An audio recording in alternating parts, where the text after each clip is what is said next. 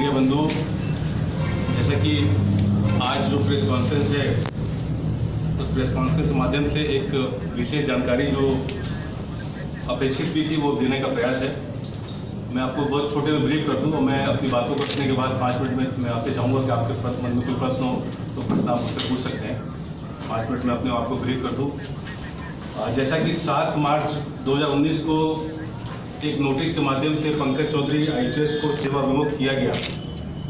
जिस प्रकार से सेवा विमुक्त किया गया वो निहायत एक पक्षी अन्यायपूर्ण और पूरी तरह साजिश से प्रेरित एक प्रक्रिया थी। अब चूंकि मामला ऑलरेडी कोर्ट में विचाराधीन है तो मैं ज़्यादा उन बिंदुओं में फैक्ट्स में नहीं जाना चाहूँगा। न्यायालय पे मुझे पूरा भरोसा है और मुझे उम्मीद है कि एक पक्षी जो कार्रवाई हुई है, जो साजिशन जो कार्रवाई हुई है, उस पर सारे पहलुओं को दृष्टिगोचर करते हुए न्याय मिलेगा।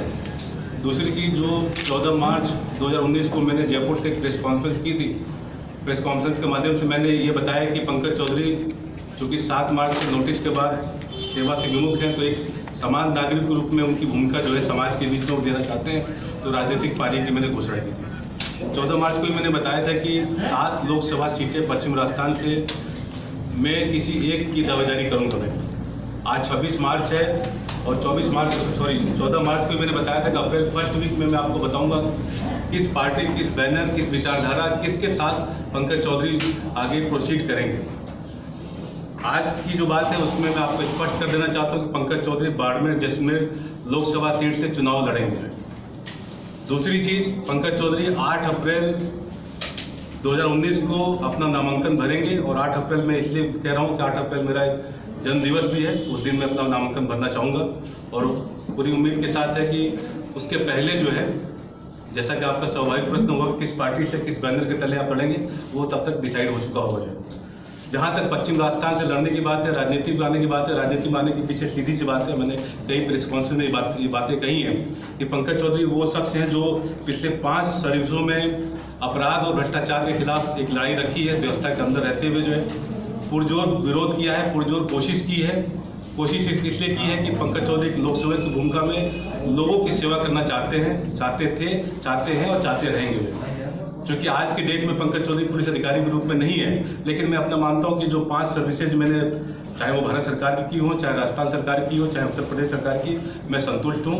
और मुझे लगता है कि शायद अब वो समय है जिसमें मैं समाज के बीच में, अपने लोगों के बीच में जाके, अपने उनके विश्वास के, उनकी समझ के बीच में जाके मैं अपनी भूमिका का निर्वहन करना चाहता हूँ, एक सिंपल एक समाज सेवक के रूप में। जहाँ तक बात है कि मैं क्या करूँगा, किस रणनीति के साथ आ रहा हूँ, किस विजन के साथ आ रहा हूँ, तो बिल्कुल सीधा साधा है। पंकज चौधरी कोई राजनीतिक नहीं है। पंकज चौधरी एक वो ऐसे सहज और निष्पक्ष अधिकारी हैं जो कि आम जनता के बीच के ही अपने को कड़ी मानते हैं, एक आम नागरिक मानते हैं। और सिंपल से 11 बातें हैं जो कि मैं पश्चिम राजस्थान को मैंने महसूस किया। पश्चिम राजस्थान में आने के पीछे कुछ कारण ये भी है कि पिछले कुछ वर्षों से मेरा एक सामाजिक सरोकार भी रहा पश्चिम राजस्थान से, विशेषकर जोधपुर, जालोर, सांचौर, भीलमाल, नागौर, मेड़ता, बीकानेर, गंगानगर, बाड़मेर, जैसलमेर से। और कहीं न कहीं मेरी एक जॉब में जब SP जैसलमेर था तो मुझे यहाँ बहुत सी चीज़ें सीखने को मिली, समझने को मिली, जिसमें ये मैंने पाया कि कहीं न कहीं यहाँ के युवाओं को राष्ट्र प्रेम, राष्ट्र के एक प्रेरक के रूप, कड़ी के रूप में शामिल करने बहुत बड़ी चुनौती है। यहाँ पे महिलाओं और बच्चियों की स्थिति बहुत ही दयनीय है, उस पर बहुत कुछ किया जाना है। सीमा की जो तस्करी है, सीमा की जो सुरक्षा है, सीमा पार जो आतंकवाद है, कहीं न कहीं जो हमारा सरहदी क्षेत्र है वो बहुत बुरी तरह प्रभावित है। इस पर बहुत कुछ किया जाना अपेक्षित है और एक बहुत बड़ी मुहिम की आवश्यकता है।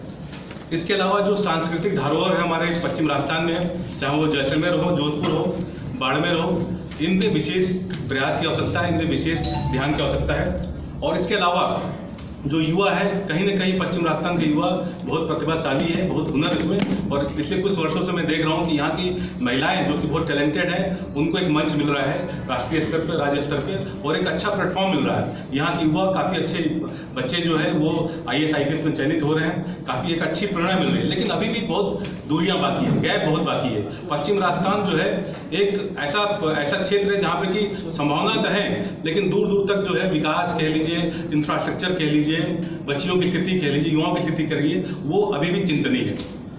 इसके अलावा पंकज चौधरी को देखें तो मेरी हमेशा प्राथमिकता रही कि अपराध पे सख्ती रहे, भ्रष्टाचार पर नियंत्रण रखे। और राजस्थान पुलिस का जो स्लोगन है आम जन में विश्वास अपराधियों में, मैंने हमेशा पाया है, पुलिस की नौकरी में भी रह के पाया है। और मैं बेबाकी से पहले भी कहता रहा हूँ, अभी कह रहा हूँ कि पुलिस आम जन में विश्वास बनाने में पूरी तरह सक्षम नहीं हो पा रही है। उसको विश्वास बनाने रखने के लिए बहुत बड़ी चुनौती है और आने वाला समय जो है ये आसान नहीं है कि आप आम जनता के बीच विश्वास पैदा कर लें, क्योंकि इसके पीछे कई कारण हैं। मैं इन कारणों का खुलासा नहीं करूंगा, लेकिन बहुत सी बातें हैं जो कि कहीं ना कहीं पब्लिक और पुलिस के बीच में बाधक के रूप में काम कर रही है। दूसरी बात, अपराधियों को कैसे पैदा होगा जाए। अगर सही नीयत से अगर कोई काम नहीं करेगा, सही विजन से काम नहीं करेगा, निडरता से काम नहीं करेगा, तो अपराधियों को कभी नहीं पैदा कर सकता जो है। तो ये वो कड़ियां हैं जो एक दूसरे से पूरक भी हैं और एक दूसरे से दूर भी हो रही हैं। जो अपराधियों में खौफ होगा तो आम जन में विश्वास पैदा होगा। इसके अलावा एक जो हमने मुहिम चलाई है, 14 मार्च से मैंने घोषणा की थी, आपको प्रेस नोट मिल गया होगा, जिसमें मैं डिसाइड किया था कि प्रत्येक माह राजस्थान के एक भ्रष्ट IAS और एक भ्रष्ट IPS का मैं खुलासा करूंगा। हमने एक भ्रष्ट IPS का खुलासा जोधपुर के प्रेस कॉन्फ्रेंस में की, पूरे तथ्यों के साथ, पूरे दस्तावेजों के साथ।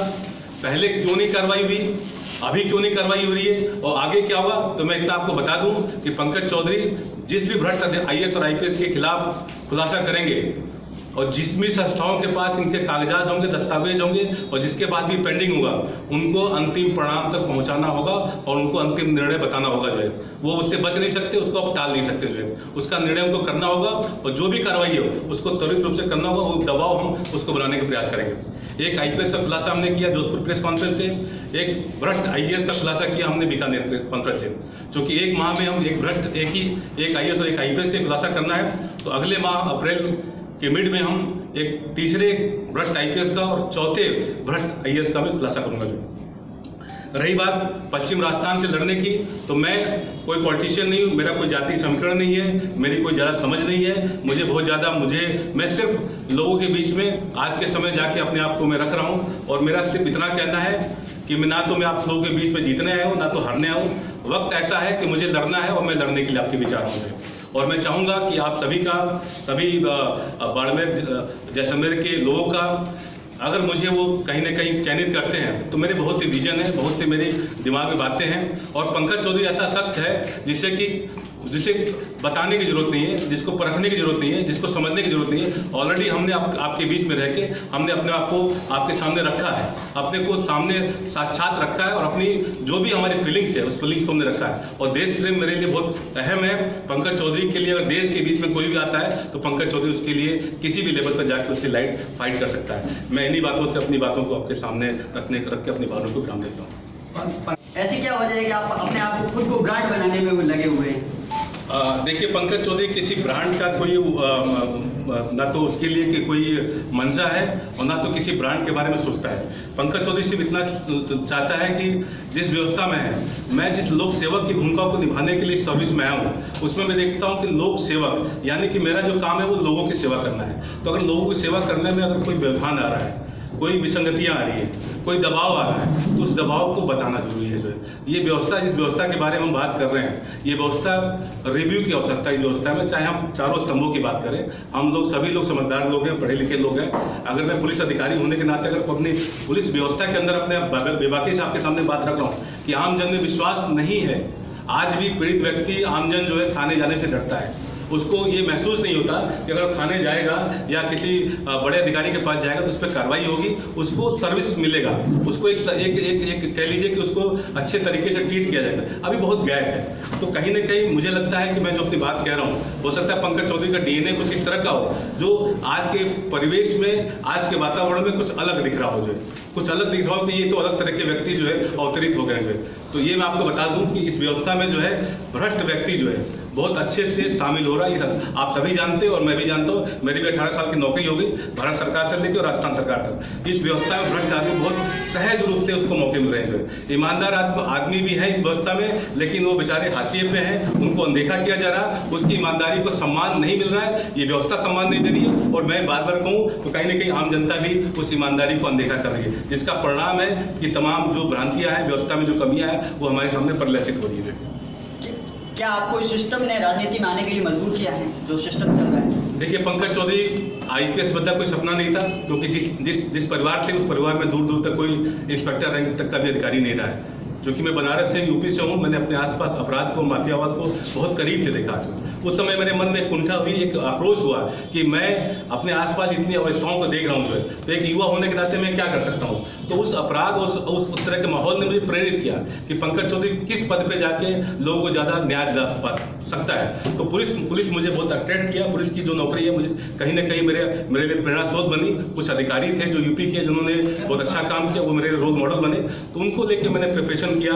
मैं दिल्ली भी नौकरी करता रहा, लेकिन नौकरी करते करते मुझे बार बार जो है IPS मेरे दिमाग में रहा, और 5वीं जो सर्विस है मुझे भगवान ने मुझे वो मौका दिया, और मैं राजस्थान कैडर मुझे मिला, और मैं यहाँ पे आपको पिछले 8 वर्षों से राजस्थान में सेवा दे रहा था। क्या आपको नहीं लगता आप उन्हीं मुद्दों को छेड़ते हैं जिनके जरिए आपको प्रचार मिलता है, आपकी TRP बढ़ती है? नहीं, ऐसा नहीं है। मीडिया निष्पक्ष रूप से चीज़ों रखती है, और मीडिया कभी कभी बातों को जिस तरीके से रखती है, ऐसा नहीं है कि पंकज चौधरी के लिए लेती है। वो जो भी बातें रखती है अपने हिसाब से रखने का प्रयास करती है, और उसका क्या परसेप्शन है, मैं क्या समझता हूँ, पब्लिक क्या समझ रही है, आप क्या समझ रहे हैं, ये सब कुछ हमारे वातावरण में है, और लोग समझदार हैं, चीज़ों को समझते हैं कि कोई अगर इश्यू हुआ है, अगर मैं आपसे कह रहा हूँ कि पंकज चौधरी के साथ साजिश हुई है, तो मुझे अंदर जाके बताने की आवश्यकता नहीं है। एक समझदार आदमी समझ सकता है कि क्या ऐसी कोई घटना जिसमें इतना बड़ा कोई पनिशमेंट दिया जाता है जिसमें कि कोई अपराध न हो। मैं खुद एक IPS अधिकारी होने के नाते आज महसूस करता हूँ कि ऐसा कौन सा अपराध हुआ है। तो ये बातें चूंकि ऑलरेडी न्यायालय में पेंडिंग है, इसमें मैं ज़्यादा चर्चा नहीं करना, विचार करना नहीं चाहूँगा। जिस आपने रात खोले है ना, बाड़मेर में तो अगले साल मैंने खोला, उनका जरा हमारे को बताओ किन किन का रात खोला आपने, IPS और IAS का, क्या क्या उनके कारनामे हैं? जी, मैं आपको अभी जो भी दस्तावेज हैं आप सभी को मैं मुहैया करा दूंगा। अब जरा इनको जो दोनों IAS और IPS का जो भी है वो डिटेल्स आपको दे दिया जाएगा, आप उसमें डिटेल्स में सारी चीज़ों को देख लेंगे। सर, मेरा एक सवाल है, आप अभी कह रहे हैं 7 लोकसभा क्षेत्र आपने चयन किए थे, उसमें बाड़मेर जैसलमेर क्यों? क्या कहीं ना कहीं आपकी वो पुरानी जो द्वेष भावना है गाजी फकीर को लेकर, उसी को लेकर तो आप कहीं ना कहीं बाड़मेर और जैसलमेर तो नहीं आ रहे? नहीं, देखिए ऐसा है कि जब सरहदी क्षेत्र की बात हुई, जब 7 लोकसभा सीट की बात हुई, पश्चिम राजस्थान की बात हुई, तो ये तय था कि कोई ना कोई सरहदी क्षेत्र होगा, सरहदी जिला होगा।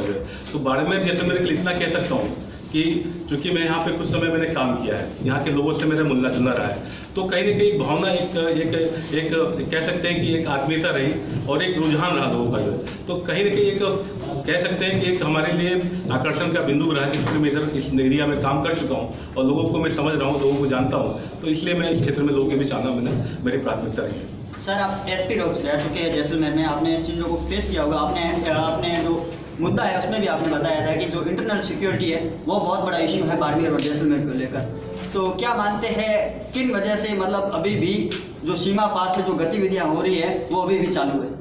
देखिए, पंकज चौधरी को एक मौका मिला जैसलमेर SP के रूप में। पंकज चौधरी जिस भूमिका के लिए पुलिस अधिकारी के रूप में आए थे, उस भूमिका को निर्वहन करने का मौका मिला, उसका भूमिका को हमने निर्वहन किया, कानून की पालना की गई बिना किसी दबाव में जो है। क्योंकि देश हमारे लिए इंपॉर्टेंट है, तो देश के इतर कोई भी जाएगा उसके लिए पंकज चौधरी खड़े होंगे जो है। तो क्या कार्रवाई हुई, क्या उसका परिणाम निकला, वो अब इतिहास है। आज की डेट में पंकज चौधरी उस सेवा में नहीं है। आपके बीच एक जनसेवक के रूप में, एक समाज सेवक के रूप में दोबारा अपनी भूमिका को देखना चाहते हैं, और बिना किसी आकांक्षा का, बिना किसी आशा के, सिर्फ इतना कि हम आपके बीच में जाके अपनी बातों को रखना चाहते हैं। आप कौन सी पार्टी से चुनाव लड़ेंगे? सपा में भी मुझे लगता है कि काफी लोग और भी लोगों से कर ले तो